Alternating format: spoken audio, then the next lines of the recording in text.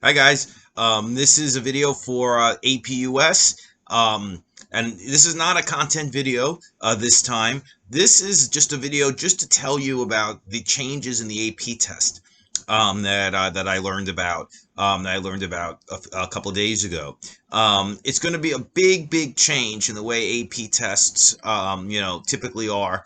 I know we could certainly have a whole discussion about and if we were in class we would, about whether this is even something we should pursue, this kind of test format. But it is what it is. The AP test is still on, despite us being away from school. So let me just give you some of the a summary of what to expect on this new AP test. Now, the date for the new AP test is May 15th. It's at 2 p.m. And also, and this is perhaps the most, where's my pen?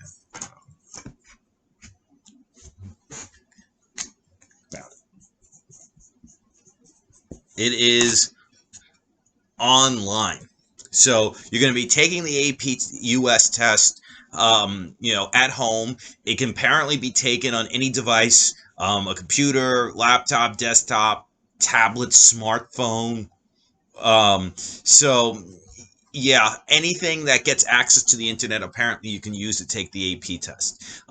They say there's going to be safeguards in place to make sure that there's no cheating on the test. So let me just give you a summary. This is from the College Board themselves, a summary of what this new AP test is going to be like.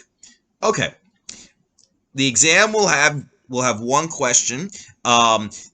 And we'll talk about more about that in a minute. Students will be able to take their exams on any device they have access to. They'll be able to type and upload their responses or write responses by hand and submit a photo via their cell phones. For most subjects, the exam, including US, the exams will be 45 minutes long, plus an additional 5 minutes for uploading. Students will need to access the online testing system 30 minutes early to get set up. So I guess you have to, the test starts at 1:30, but you guys should log at 2 o'clock, but you guys should log online at 1:30. So 1:30, test starts at 2. Okay, so let's talk a little bit about specifically what is going to be on this new APUS test. The question presents students with, it's going to be a modified DBQ. Now, in a video that I'm going to upload this week, I'm going to have a whole thing about how to do a DBQ, how to do an APUS DBQ, and then over the next couple of weeks, I'm going to assign you one, and then you'll send it back to me, and I'll critique it as best I can online to give you suggestions, things to work on, or whatever. But this week, expect a video how to do a DBQ. So now the entire AP US exam is going to be a DBQ. The question presents students with 5 documents, one of which will be a non-text based source. The question assesses students' ability to A, respond to the prompt with a historically defensible thesis or claim that establishes a line of reasoning. B, describe a broad historical context relevant to the prompt. C, support an argument in response to the prompt using at least 4 documents. So you get 5, you have to use 4 of them. I think it's 7 documents, and you have to use 6. Use at least 2 additional pieces of specific historical evidence beyond that found in the documents relevant to an argument about the prompt. For at least 2 documents, explain how or why the document's point of view, purpose, historical situation, and/or audience is relevant to the argument. And lastly, use evidence to corroborate, qualify, or modify an argument that addresses the prompt. So those are the tasks you have in the DBQ / entire AP test. The prompt for the 2020 modified DBQ.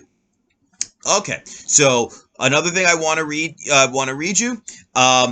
it was the rubric this year will be lightly modified to match the reduced number of documents, awarding 1 point for using 2 documents and an additional point for using 4 documents. An additional point will be awarded for effectively incorporating a second piece of outside knowledge into the argument. Students can earn 2 points for sourcing, 1 point for each document. Okay.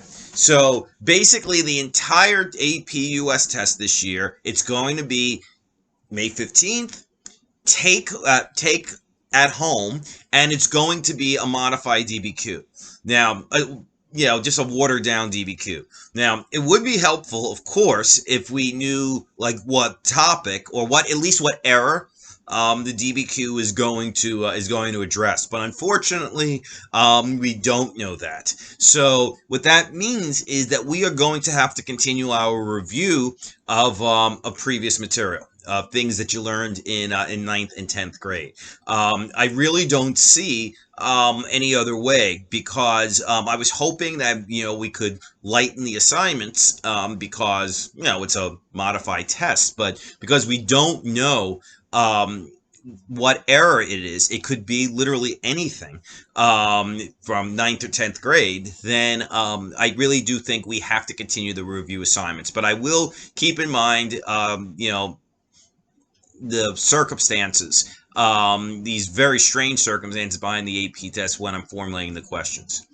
Okay, so this is the plan going forward. We're going to continue. I'm going to continue posting the content videos, which I think we might be able to go beyond. Well, I don't want to say that. I was going to say go beyond the AP test itself, but we still have no idea when school's going to get back, if it is going to get back this semester. So full steam ahead with the new content, videos I'll be posting. Make sure you watch those from beginning to end. We're going to continue to have the review assignments, which I'll be posting on my website, bg.charlesevans.net. And also, keep that in your mind. May 15th is the at-home AP US test, which will be one big DBQ. And also expect this week, as we said, a video about how we write a DBQ. I'll be honest, that is not my favorite lesson at all, but it's especially important since the entire AP test this year is going to be a DBQ about some error that we're not sure which error. All right, so I'll post a video tomorrow. We're going to talk about the beginning of the civil rights movement in that video. All right, guys. See you soon.